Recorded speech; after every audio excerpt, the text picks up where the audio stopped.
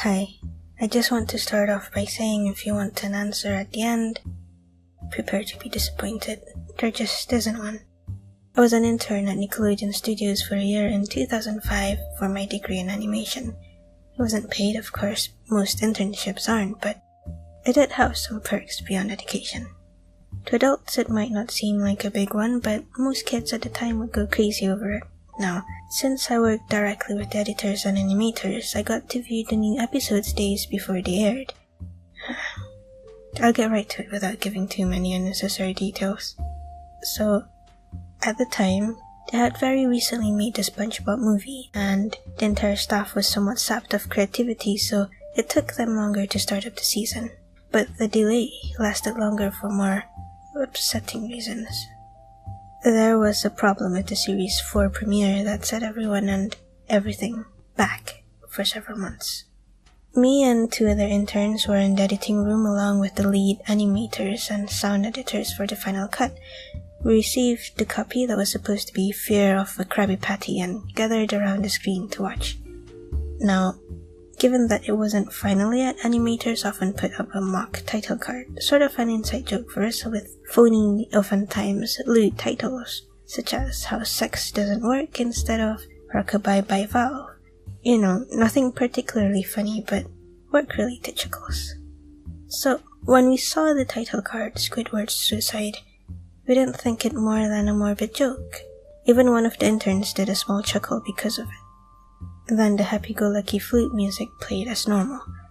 The story began with Squidward practicing his clarinet, hitting a few sour notes like normal. We hear SpongeBob laughing outside and Squidward stopped, yelling at him to keep it down as he has a concert that night and needed the practice. SpongeBob says okay and goes to see Sandy with Patrick. Anyways, things began to seem off at Squidward's concert. A few frames repeated themselves while Squidward was playing, but the sound continued flawlessly. At this point, sound is always already synced up with animation, so yes, it was not common. But when he stopped playing, the sound and animation was perfectly synced, as if the skip never happened. The crowd started murmuring slightly before they began booing him. I have to say it was not the normal cartoon booing that's common in the show, but you could very clearly hear malice in it. The shot goes to Squidward in full frame looking visibly afraid. The shot then goes to the crowd with SpongeBob in center frame, and he too was booing, very much unlike him, but that wasn't the oddest thing though. What was odd was that everyone had hyper-realistic eyes, very detailed. Clearly not shots of real people's eyes, but if you know SpongeBob, you should know what I mean. With this, some of us looked at each other obviously confused, but since we weren't the writers, we didn't question its appeal to children yet. The shot again goes to Squidward, now sitting on the edge of his bed, looking very forlorn. The view out of his porthole window is still of a night sky, so we know it's not very long after the concert. The most unsettling part at this point was that there was no sound, literally no sound. Not even the feedback from the speakers in the room. It's as if the speakers were turned off, though it was pretty obvious from their status that they were actually working perfectly. Squidward just sat there, blinking in the silence for around 30 seconds, then he started to sob softly. He had his hands, or tentacles, over his eyes and cried quietly for another full minute. All the while a sound in the background very slowly growing from nothing to barely audible. It sounded like a slight breeze through a forest. The screen slowly began to zoom in on his face. By slow, I mean it's only noticeable if you look at the shots 10 seconds apart side by side. By now, his sobbing got louder, more full of hurt and anger. The screen then twitches as if it twisted in on itself for a split second, then back to normal. The barely audible breeze sound slowly got louder and more severe, as if a storm was brewing somewhere.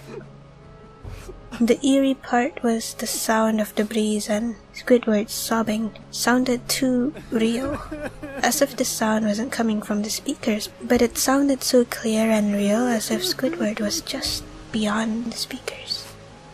This was the sound quality the studio would like to have, but they haven't purchased any equipment to produce sound of that quality. It was very confusing. Beneath the sound of the wind and sobbing, a very faint laughing could be heard. It came at odd intervals and never lasted more than a second, so it was hard pinning it. Pardon me if things sounded too specific. We watched this show twice and I've actually had time to think this through. Anyways, after 30 seconds of this, the screen blurred and twitched violently and something flashed over the screen as if a single frame was replaced.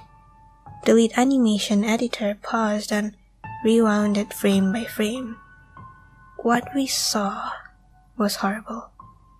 It was a still photo of a dead child. He couldn't have been more than 6.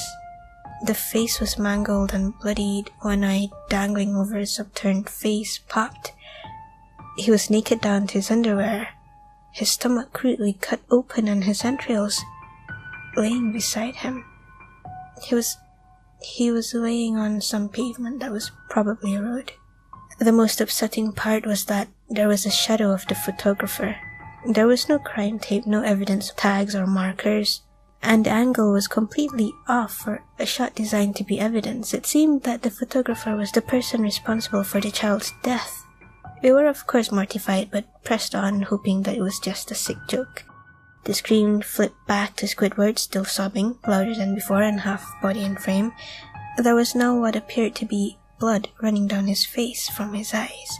The blood was all done in hyper-realistic style, looking as if you touched it, you'd get blood on your own fingers.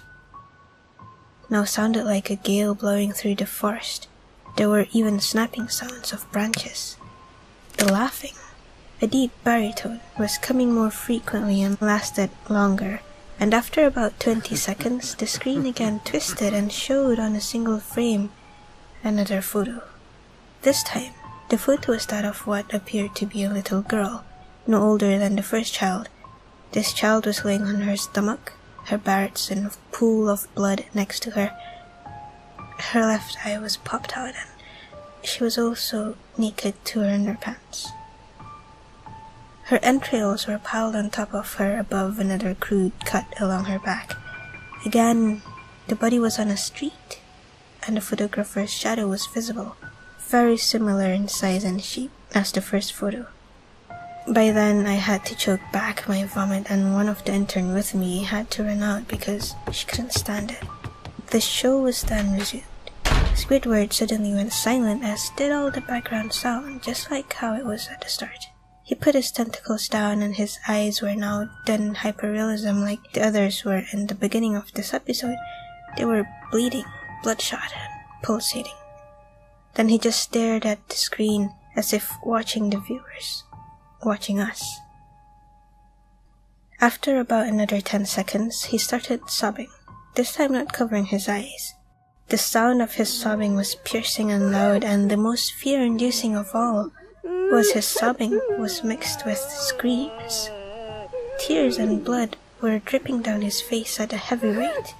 The wind sound came back and so did the deep laughing, and this time another still photo came on, but this one lasted for a good 5 frames. The animator was able to stop it on the 4th and backed up. It was a photo of a boy about the same age as the other children, but this time the scene was slightly different. The entrails were just being pulled out from the stomach by a large hand. The right eye popped and dangling, blood trickling down. The animator played the video frame by frame. He went back to the first and played them quicker, and I lost it. I vomited on the floor, the animating and sound editors gasping at the screen. The 5 frames were actually 5 different photos. They were played out as if they were frames from a video. We saw the hand slowly lift out the guts. We saw the kid's eyes focus on it. We even saw 2 frames with the kid beginning to blink. The lead sound editor told us to stop. He had to call in the creator to see this. Mr. Hillenberg arrived within 15 minutes. He was confused as to why he was called down there, so the editor just continued the episode. Once the few frames were shown, all screaming, all sound stopped. Squidward was just staring at the viewer, his face in full frame for about 3 seconds. The shot then quickly panned out and a deep voice suddenly said, "Do it."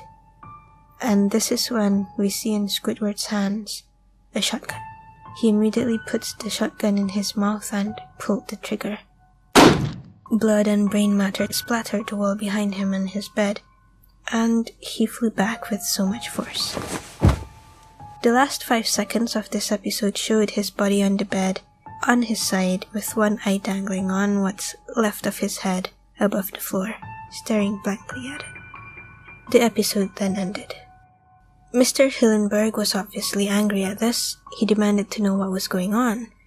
Most people left the room at this point, so it was just a handful of us to watch it again. The only theory we could think of was that the file was edited by someone in the chain from the drawing studio to here. The CTO was called in to analyze when it happened. The analysis of the file did show that it was edited over by new material. However, the timestamp of it was a mere 24 seconds right before we began viewing it.